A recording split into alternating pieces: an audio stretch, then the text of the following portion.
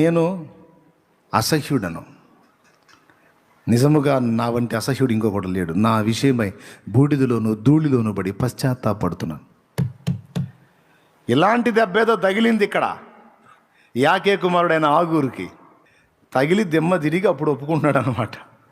దేవోక్తులను పలికే ప్రవక్తనైతే కావచ్చుగాక, కానీ అతిశయపడడానికి నా దగ్గర ఏమీ లేదు. దేవుడు నన్ను పగ్గాలు పట్టుకొని ఉంచితే నేను పరిశుద్ధుణ్ణి, పగ్గాలు వదిలిపెడితే ఒక జంతువు కంటే అసహ్యుణ్ణి. దేవుడు జ్ఞానం ఇచ్చి నడిపితే జ్ఞానవంతుణ్ణి, దేవుడు నన్ను వదిలితే వెర్రివాణ్ణి. అర్థమైందా?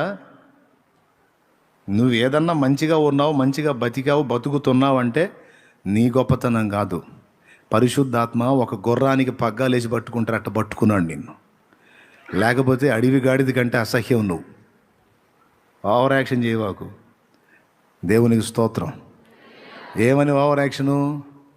పరిశుద్ధుణ్ణి, అతి పరిశుద్ధుణ్ణి అని చెప్తున్నాడు. ఎవ్వరు అన వీలు లేదు.